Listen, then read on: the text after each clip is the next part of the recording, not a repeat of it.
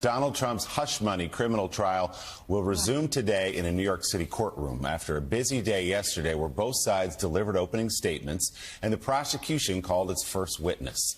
In their openings, the prosecution and defense painted two very different pictures of the former president, prosecutors describing him as having been involved in years of sordid business dealings. They called Trump a co-conspirator in a plot to cover up sex scandals in a so-called catch-and-kill plan during the 2016 presidential election.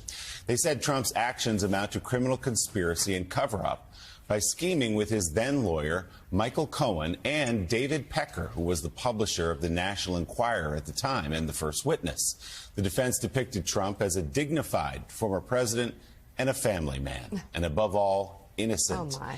Defense stressing no crime was committed. The prosecution then called Pecker as its first witness. The former chairman and CEO of American Media Incorporated explained his publications had practiced, quote, checkbook journalism, where they paid thousands of dollars for stories.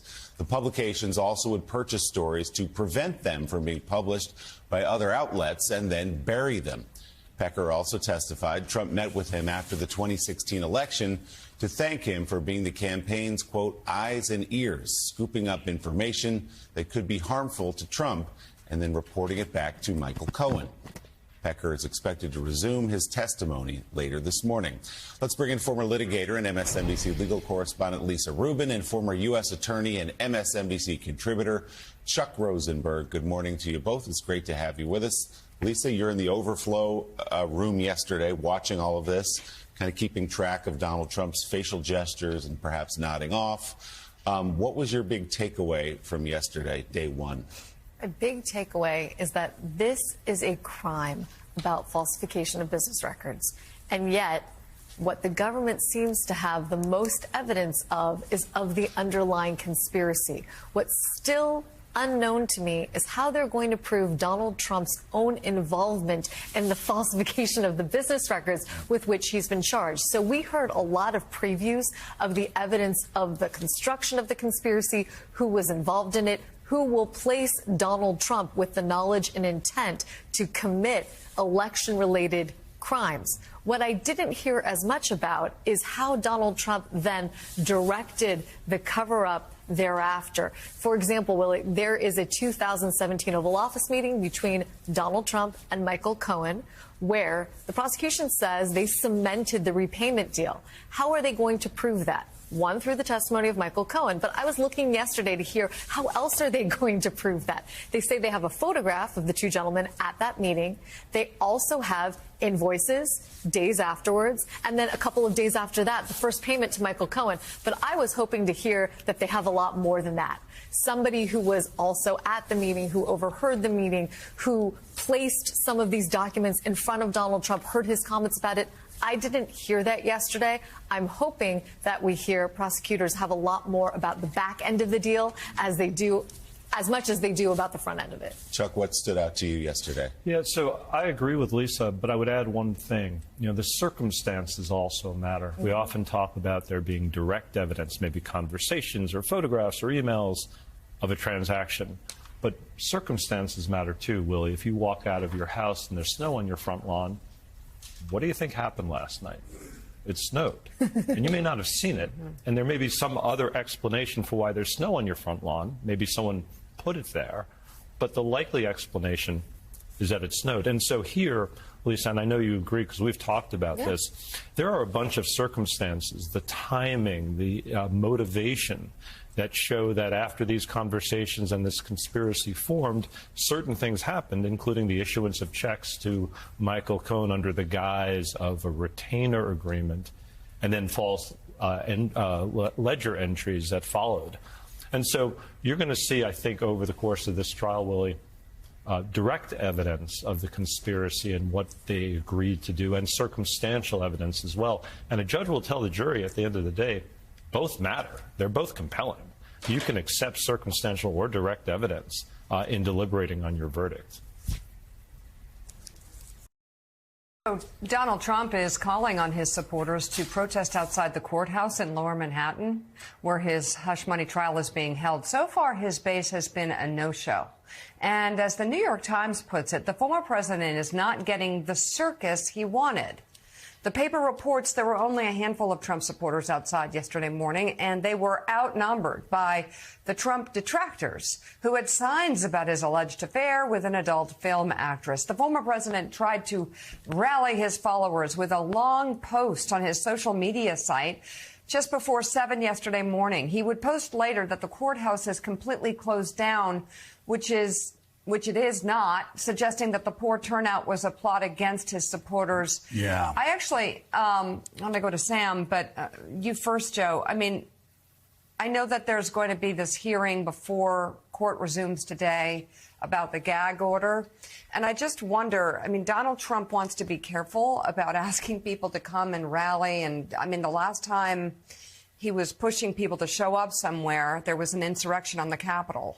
And he was saying, I'll meet you there. I just don't think he should be telling. I'm not a lawyer, but it seems to me that he might want to just go to court. Well, that's who he is, though. And not ask people to show up in his defense. Sam, after he was inaugurated as president of the United States, you could go in the White House for the next week. And usually when you're outside the press room, you can see all these different pictures. President with young child, president with Marine saluting, president with this, president with that.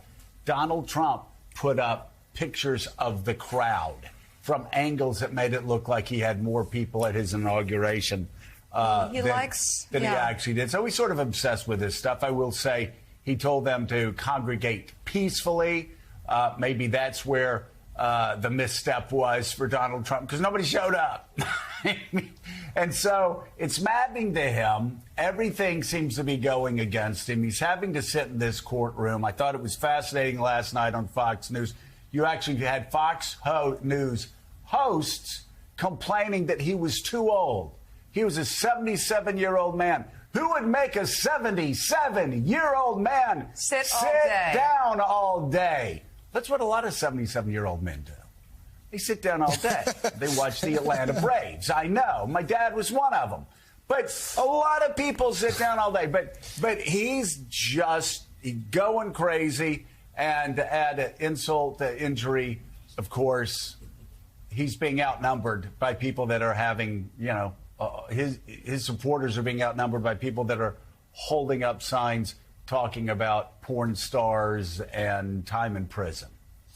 Yeah, I mean, he doesn't have Sean Spicer this time to go out there and tell everyone that it's the biggest crowd ever to witness a court case, right? And we can see it with our own eyes and ears. There are not that many people out there. Some of it may have to do with the fact that it's taking place in New York City. There are not that many Trump supporters who are there. Some of it may have to do with the fact that the last time he urged people to congregate on his behalf was January 6th, and certainly we know how that ended up, and certainly a lot of people have been arrested for their decision to descend on the Capitol.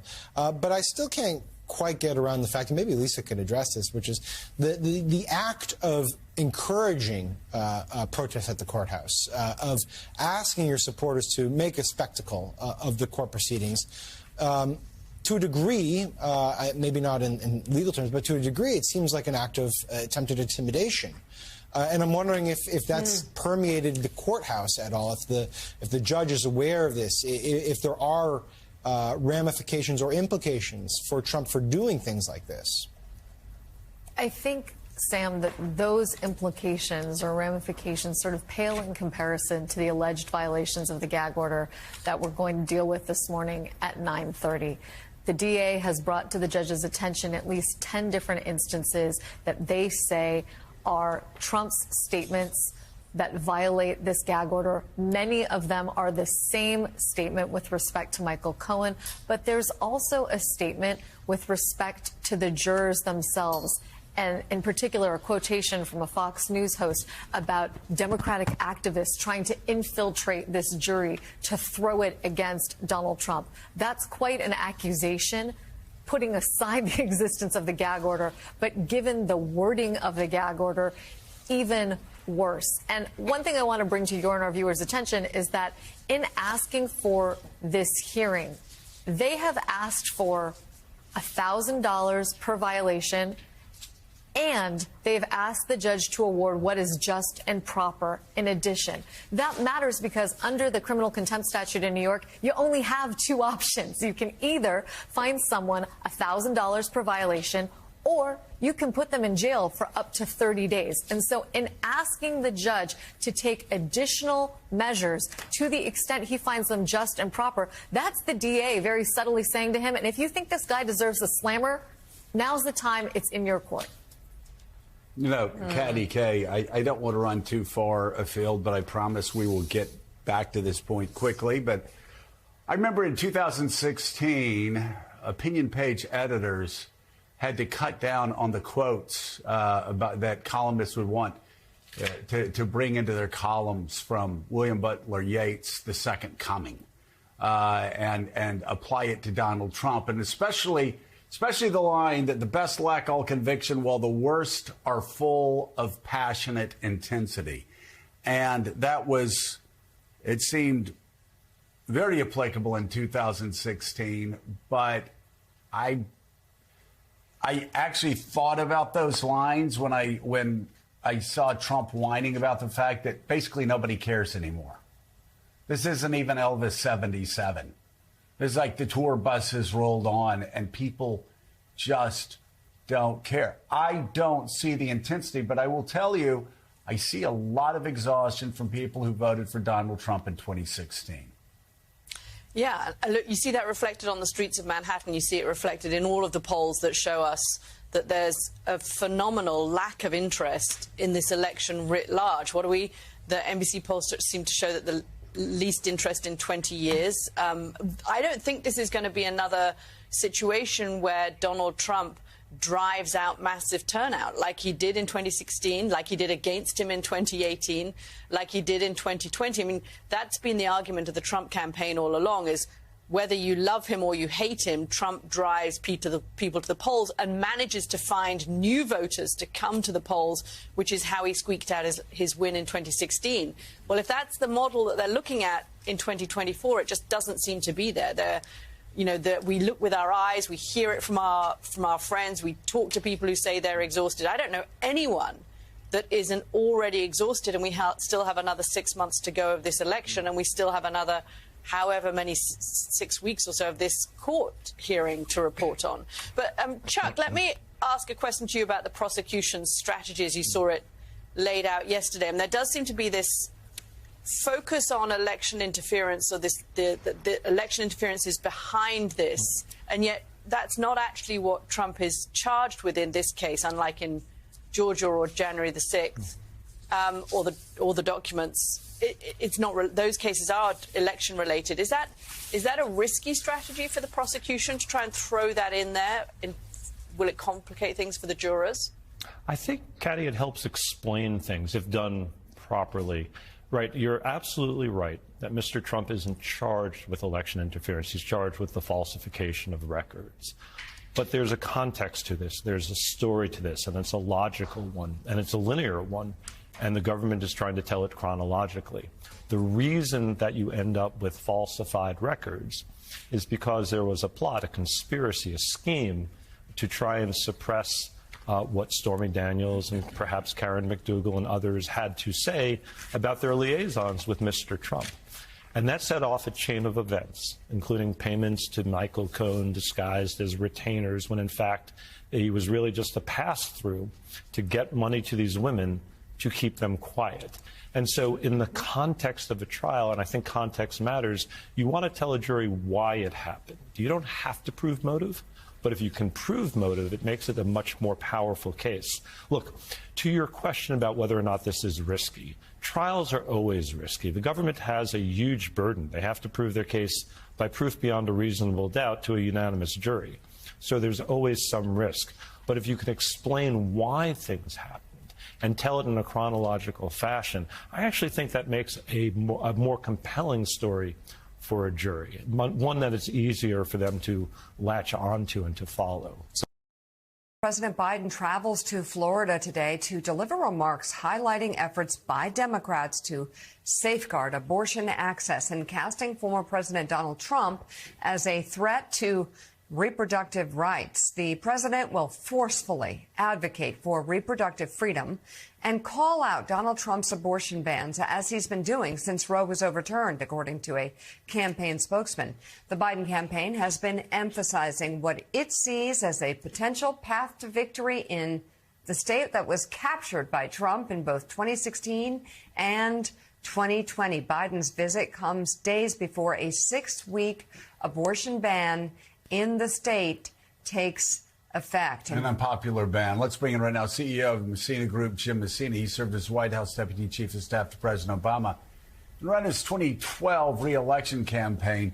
You know, Jim, it's very easy to look at Florida and say it's out of reach. If you look at all the Republicans that have moved to the state, you know, look at the Trump country. rolls, the numbers have really gone up.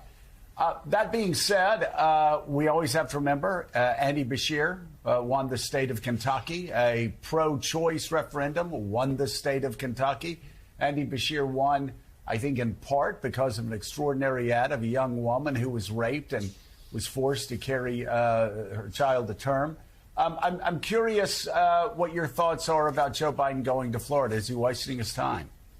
No, I don't think so. And in part, you know, I will never try to lecture Joe Scarborough about Florida, but, you know, when you look at it, it really is about a national issue. And he's driving this across the country. Barnacle and I were just talking backstage about this is the issue that Joe Biden needs to continue to drive down and tell the kind of stories that Beshear told. Have those people out with him talking about why this is so important. And that will drive these numbers across the battleground states. When you look at the contrast, when you run campaigns, you want contrasts. And the contrast between Donald Trump sitting in a courtroom every day saying crazy things and Joe Biden talking about this unbelievable effort to take away your fundamental rights, that's not just a Florida issue. That's in all 7 battleground states. We'll see whether Florida's a battleground state in 197 days, but it doesn't really matter. You want the contrast, and Florida's a great place to do it as their Supreme Court looks at another one of these crazy 6-week bans. You know, a couple months ago, we were talking about bedwetters in the Democratic Party. Even during that time, the Biden White House was like yawning. It's like, whatever. We've got a theory of the case. It's going to work out. You look at the trends of recent polls, it seems like they may have been on to something. Here's the latest Marist College poll. It follows up on an NBC News poll that actually shows that when you put Robert Kennedy Jr., Cornel West, and Jill Stein in, Biden leads. In this case, Biden up by 5 points over Donald Trump. And it's within the margin of error, but it's up from the 2-point lead Biden held earlier this month. And again, what I always say is this early, it's not about the bottom line. It's about trend lines. Talk about the trend lines you've been seeing. Yeah, look, in the 23 polls in the past month, Biden leads in 10, Trump leads in 8, and 5 are tied. You know, when you go to D.C., you think that there's panic in the streets of D.C. because Democrats are like, oh, my God, the polls are terrible. It's like, no, look at the trend lines. Look at how things are getting better. And that's what you really want to see right now. You want to see the numbers continue to move, and you want to see who RFK is taking votes from. Because when you look at the models, the thing you can't figure out, why I don't really trust the polls, is who the third party's taken votes from. And to Joe's point, now it looks like he's taken more votes from Trump, which makes sense. It's unlikely the Democrats are going to want to vote for an anti-choice, anti-vaxxer in the middle of this. It makes sense that there would be more Trump voters that would look at RFK than Biden voters. But those are the trend lines we're going to be watching for the next 198 days. The New York Post describes our next guest as the man who could have been Shah. Reza Pahlavi is the son of the last Shah of Iran.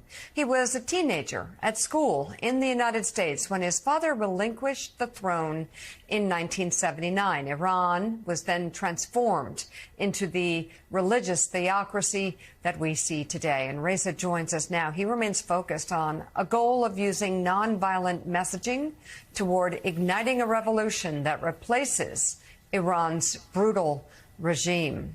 And thank you so much for being on the show this morning. It's good to see you. Thank you.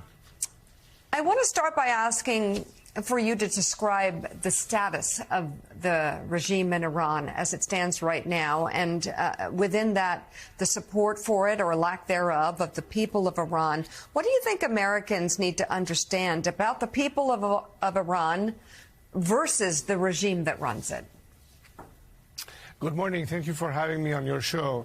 I will start by saying that after 40 years, the Iranian people had the ability to compare where our country was headed and where we are at now. Iran should have been by now the second Japan of the Middle East. Instead, we have become the North Korea of the Middle East. It's not because the people have changed. It's not because our natural resources are gone. It's the nature of a regime that from the very beginning had as an ambition to export an ideology at the expense of the Iranian nation, and rather of being in the mindset of prosperity, it's been in a mindset of expansionism. As a result, Iranians today who are facing poverty, 60% of Iranians live under the poverty line. Our currency has been devalued more than 10,000 times what it was at the time of the revolution. People are queuing for fuel and food, and instead they see billions of dollars spent on missiles and drones that are hitting other countries or helping the Russians in the campaign against Ukraine, while not a single penny is spent on the people themselves. Therefore, they have come to the conclusion that as long as this regime is in place, we will not see or have the opportunities, not just about liberties and freedoms, but also opportunities to grow and prosper. Mr. Pahlavi, there's clearly many in Iran who agree with what you're saying, but I'm not quite sure where the chinks are in the Iranian regime. You look at what happened in 2022. There was an enormous amount of coverage here in the United States, in Europe as well, of all of those very brave young Iranians who went out onto the streets and took off their headscarves. But 22,000 people were imprisoned. More than 500 young people were killed by the regime, and those demonstrations have effectively died away. The regime implemented a campaign of fear, and it beat the demonstrations. What makes you confident that the regime is on its back foot and looking fragile? Well, because there are some missing elements. Look, as you pointed, people have been fighting this regime for years, demonstrations after demonstrations in different decades and different generations, leading up to the Women Life Freedom Movement, which was the strongest and most provocative of its kind. But there were some missing elements. You cannot expect people who are completely defenseless and armless to fight an extremely repressive regime while not a single act of support have been given to them. Rather, money has been released to a regime that has been spending it even more on its proxy wars, but also in its campaign of repression at home. And there's only that much that you can do as a citizen using non-violent method to ask for change, facing a regime that is extremely brutal without getting any element of support from the outside world. And I must point the issue that, in fact, most of the movements of, call it liberation or saving yourselves from dictatorial systems or racist system, could not have happened in modern history without the tacit support of the Western free world. Example, Lech Walesa and Solidarity in Poland. Example, the ANC in South Africa. This was not possible without the application of either economic sanctions on those regimes, but also some tacit support. The two missing ingredients that we have had so far facing this regime has been lack of support from the outside world, which is why I've been calling for a policy of parallel to whatever is a campaign of maximum pressure, meaning economic sanctions on the regime. There is the necessity of also having maximum support. This is going to be the game changer. If that decision is made, if finally some key governments realize that it is futile to expect behavior change from a regime that in its DNA cannot be anything other than what it has displayed, the time has come to invest on an alternative, and that are the people of Iran themselves who are calling for liberation, have the very same values of the Western free world, unlike a regime that doesn't have the slightest value for humanity or equality or justice. Claire McCaskill has the next question. Claire? Yes, sir. As somebody who was very involved in the Iranian nuclear agreement under the Obama administration, it was controversial from day one. I would love your perspective on Iran's nuclear ambitions right now. Where do they stand? And what impact did walking away from that agreement have on the danger that this regime poses to the world? Well, As I mentioned earlier, the biggest issue that you have dealing with this kind of regimes is a little bit like it's not the gun but the finger on the trigger, which is the ultimate threat. Can you even trust this regime? Does any kind of agreement actually give you the sense of security that they will abide by it? It's a ticking time bomb, and there was not an indefinite timing on that. So the approach about dealing with this regime only on the nuclear issue forgot all the other aspects and role that this regime has in regional instability and interference into neighbors' affairs. Now, why would this regime use the same logic of deterrence that some key nuclear countries have used in the past? I don't think that people lose sleep at night knowing that France is a nuclear country. It's a democracy. The problem is when you have dictatorships, a totalitarian system that are potentially could be armed with such technology. So the threat is the nature of the system itself. And I don't think there's any kind of agreement that can give anyone the satisfaction that now we're all right and they will be good boys and abide by those principles. So a little bit of time has been wasted. The best trust, and I think this is something that the Israelis understand, the Saudis understand, our immediate region understand, that the regime itself is the threat.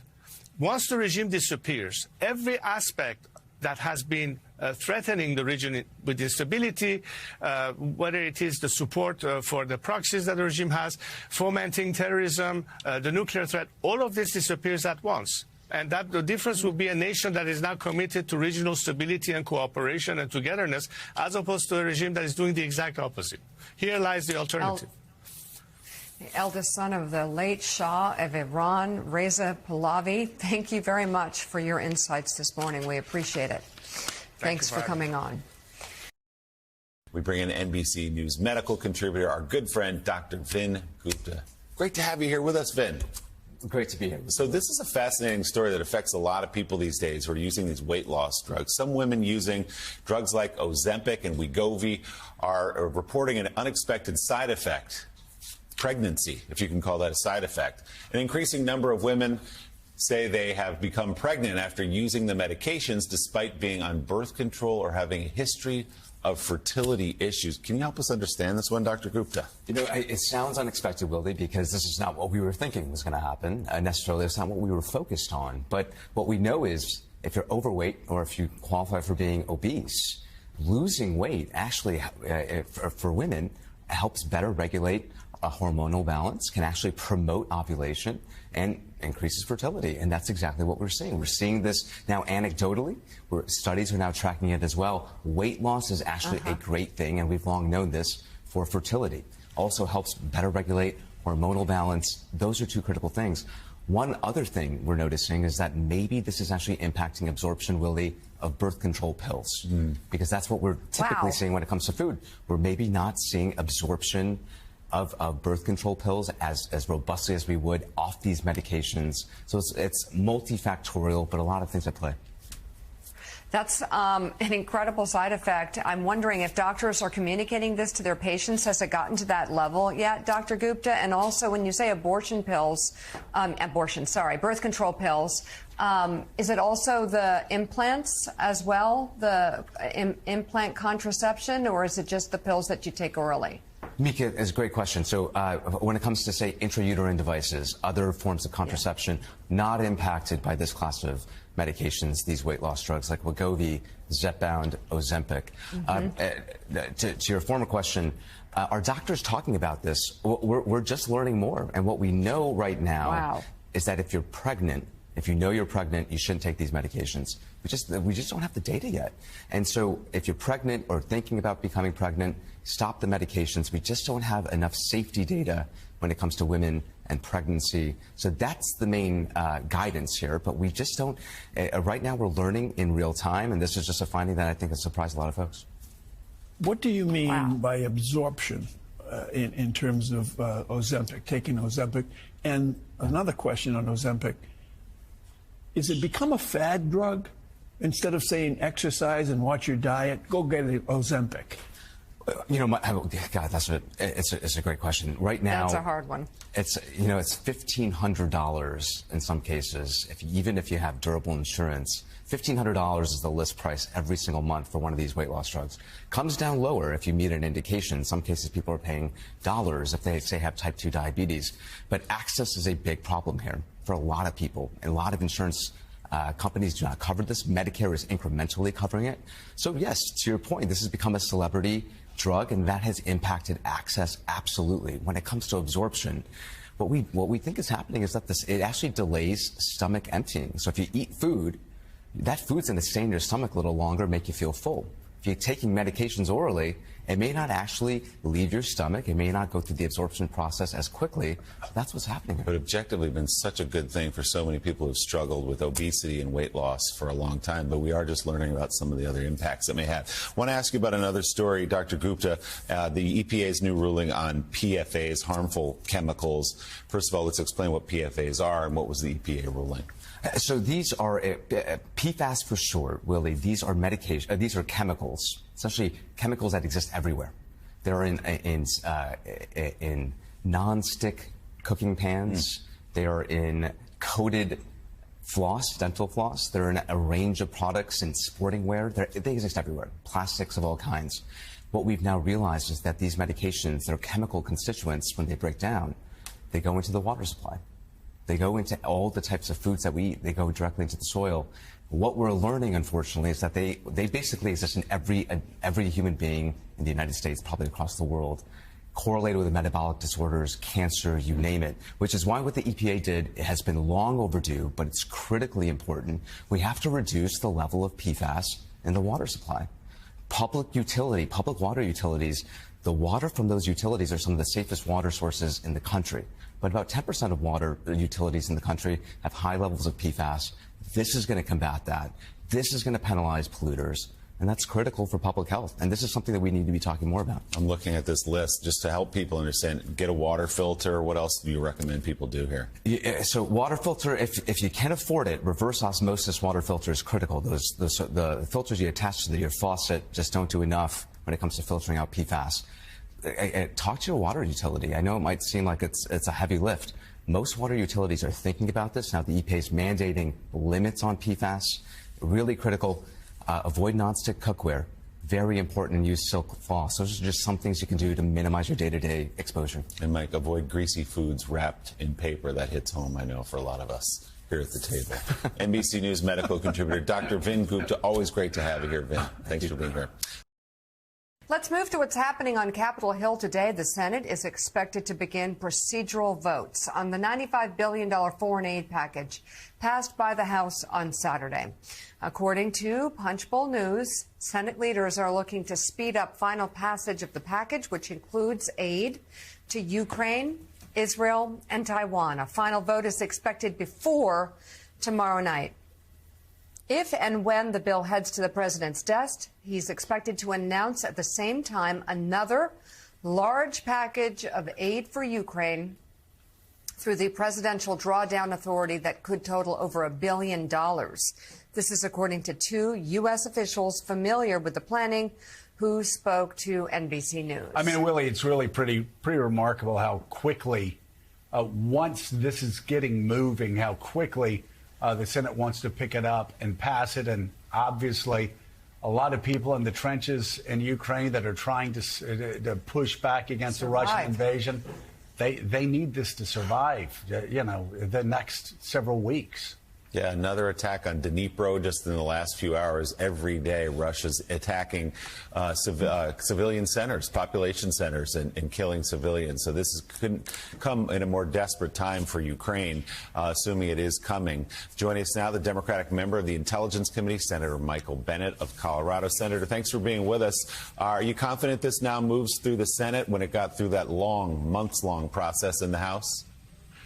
Thanks for having me back. We've talked about this so many times over the last 6 or 8 months on this program, and for the first time, Willie, I can say I'm confident that this is going to get through the Senate, that the United States is going to fulfill our mandate as the leading democracy in the world to support not just Ukraine's fight for democracy, but frankly, the entire Western world's fight against Putin and against Xi Jinping. This is actually a great day in American history for for democracy and obviously a great day for the Ukrainian people who have earned the support of the world. So, Senator, I know it's not your chamber, but I'm curious what you make of, just in the last week or so, Speaker Johnson really changing his tenor and his tone and his approach to all of this and just saying, the MAGA extremists who want to kick me out of my job, go ahead, have at it. We're going to get this funding to Ukraine.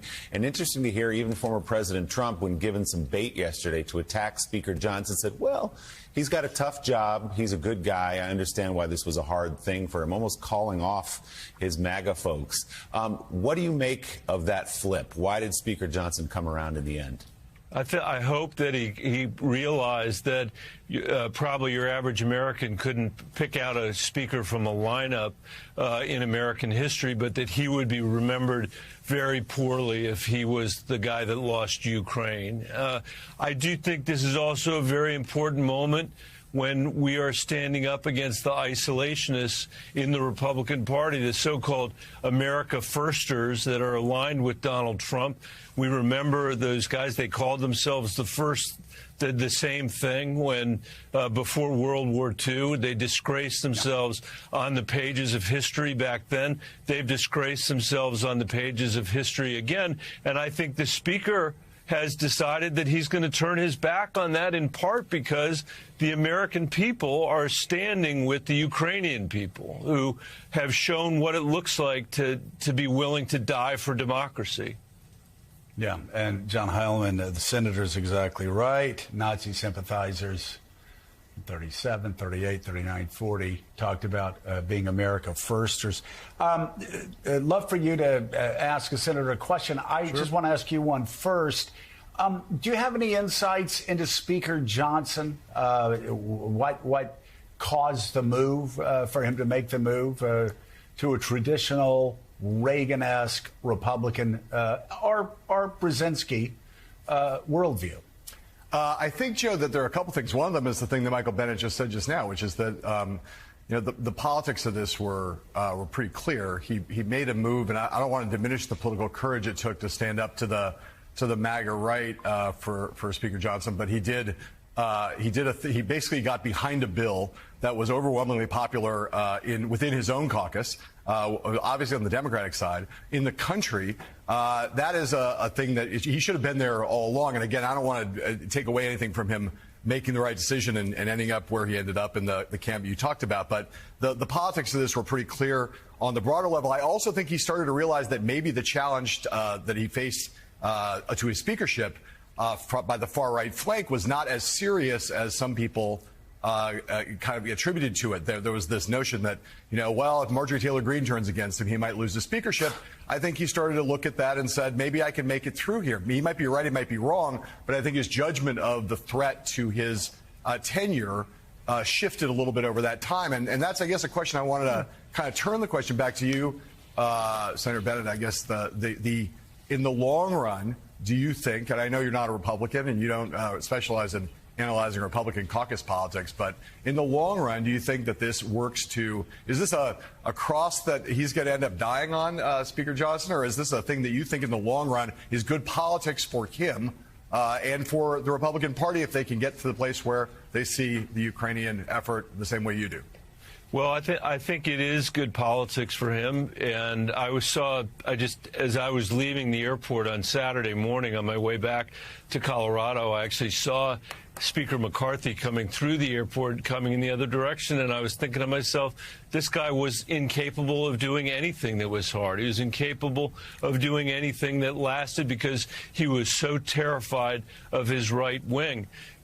John Boehner, whom I like a lot and think is actually a good guy, looks back at his speakership and says the worst thing he did was not put the immigration bill that I was part of that gang of 8 that negotiated that on the floor for a vote. And maybe Johnson has shown that you don't have to allow the Marjorie Taylor Greenes of the world to lead this country around by the nose when it comes to fundamental questions of life and death, fundamental questions about how this democracy is going to show up. And, John, that would be a good thing for America, if we were turning the page on that, and credit to Speaker Johnson if that's what's happened. I also want to say that President Biden has led extremely well, extremely resolutely from the day that Putin invaded Ukraine to begin with, from the day that the Ukrainians were basically fighting Putin off with their bare hands.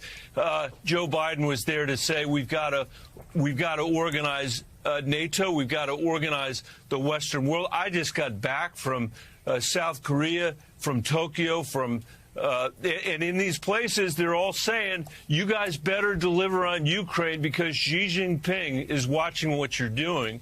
I think Joe Biden's leadership has helped in this season for the United States. It really has. Thank you so much, Democratic member of the Intel Committee, Senator Michael Bennet. Greatly appreciated. Yeah. So, Scott, let's get into your book. But first, run through, if you will. I've seen you talk about this in speeches. Talk about how the system is rigged. So if you got $1 million, great. If you got $5 million, $10 million, even better. Life gets easier because the way our tax system's set up. Yeah, we have a very progressive tax system until you get to about the 99th percent. And essentially the people who get most damaged by our current tax code, it's lower and middle income households, their taxes have gone up slightly because of consumption, but not because of federal. The people that really get hurt are what I call the workhorses. And that are people who make an exceptionally good living, but it's all current income, and they live in a blue state. They might be paying 50 to 54% tax rate. I bet some of those people are on around this table right now. But if you can make the jump to light speed and invest in assets, stocks, housing, then your tax rate plummets. So in America, we've decided to try and create a super class of billionaires, and then if they win the gold medal, we're going to give them the silver and the bronze. Two biggest tax deductions, capital gains and mortgage interest. Who owns homes and stocks? People my age. Who doesn't know? Who rents and makes their money from current income? Young people. So we've decided that the wealthiest people in the world should get exceptionally more wealthy. Minimum wage stuck at $9.25. Stock market is screamed up. The average 70-year-old is 72% wealthier than they were 40 years ago. The average person under the age of 40 is 24% less wealthy. We are purposely transferring more wealth from the poor and middle class to the upper class to the super rich, and from young to old. And you say in the book, which is true and alarming, but let's say a 30-year-old American in America right now is doing no better than his or her parents. Then that's a new thing in American history that you would think over time, we want to do better than the next generation, than the last generation. It's not happening anymore. I think it all ties into what we're talking about on campuses. For the first time in our nation's history, a 30-year-old man or woman isn't doing as well as his or her parents were at 30. That is the social compact breaking down. People aged 30 to 34, 60% of them in 1990 had one child. Now it's 27%. People are opting out of America. They're not optimistic about it. They're not having kids. Young people aren't having sex. They're not meeting. They're not mating. The pool of emotionally and economically viable men shrinks every day, which lessens household formation. So we have a real issue. Young people are enraged. So it turns every cut, every movement into an opportunistic infection because, quite frankly, they are just pissed off. They look up, they see wealth, exceptional wealth across my generation and people in certain industries, and they are really struggling. Their purchasing power is going down, and the incumbents create artificial scarcity on campus. We take pride in rejecting 90% of our applicants, so the incumbents who already have a degree see their degree go up in value. We get very concerned with housing and traffic once we own the housing. Housing permits are sequestered from young people. Housing prices have gone from $290 to $420 in the last 4 years. So a young person, a house, stocks that I don't own skyrocket in value. Let's have COVID relief and flush the markets and take assets way up, because if 1 million people dying would be bad, would be tragic if I got less wealthy. And we're doing it on their credit card. Young people have every reason to be enraged, and every issue they see, they look up, they get angry, and they see someone doing better than them, and then every day it is speedballed in their face that they are failing, that they are not doing as well as everyone around them. We have lost the script. Our kids are more anxious and more depressed and more obese and more addicted, and we have made a purposeful decision to let this happen by ensuring that people around this table stay wealthy at the cost of young people. So, Scott, what the social element of that, that's the economic element, the social elements that you mentioned, the happiness, the anxiety, all of those things, that kids aren't getting together anymore, that they're not having kids. What happened in one generation? Social media has to play a role in it, I'm sure, but what else do you see that has created this climate for this generation? I think you have the most talented, well-resourced people in the world and companies trying to convince a young man that he can have a reasonable facsimile of life in his basement behind a screen. You don't need friends. Go on Reddit or Discord. You don't need to get a job. Go on Robinhood or Coinbase and trade crypto and stocks. You don't need to go through the rejection and the expense and the humiliation and working out and having a plan and humor and showering to get a romantic relationship. You have YouPorn. So we have an entire generation, especially of young men, who are out home sequestering from society and missing out on what it means. You know, there's a reason romantic comedies are 2 hours and not 15 minutes. True victory in life is hard. Going out, meeting someone, finding mentors, finding mates, that stuff is hard, but that's what real victory in real life is like. And because a lot of men feel rejected on dating apps, the number of jobs that are accessible to them has gone down.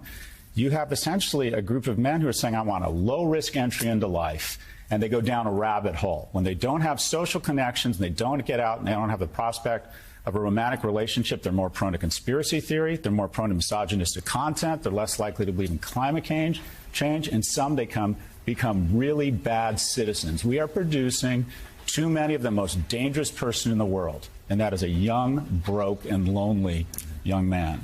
Why is it that so many of these young people that you're talking about seem to head into life after going to 4-year schools or 2-year schools or whatever, head into life with a lack of financial literacy? They don't know anything about money or the growth of money. All they know is the absence of money. I think we need to have in our curriculums in high school a class on adulting. My kid, I see it in my house, my kid can do integers and basic calculus, but he doesn't understand the interest on his credit card. So there's just some basic kind of financial literacy that we're not teaching. And when you start replacing civics with computer science, you lose a sense of the country and you start learning about programming. And when you don't talk about basic financial literacy or even mating, I would like to see in the senior year of college mating dynamics and help men understand, and women, what is unique to them and their vulnerabilities to social media. I was talking about the challenges of men from social media. At exactly the wrong time in a young girl's life, she is presented with a valuation where she never gets to leave the high school cafeteria 24/7. And as my colleague Jonathan Haidt has pointed out, we've seen a dramatic uptick in suicide. But I think effectively we just don't have basic skills for young people. We're teaching them advanced things, but we're not teaching them the basics around what a mortgage is, what interest rates mean. So I think we could use just a basic class on adulting, junior or senior year. Hey everyone, MSNBC has a new and improved app. You'll get real-time alerts and analysis, live blogs, in-depth essays, video highlights, and the best 2024 election coverage. Download the new MSNBC app. Here's how to do it. You tap on the App Store on your phone. You hit search on the bottom right corner. You type in MSNBC. You click on the MSNBC app. You click on Get or the cloud icon and enjoy it.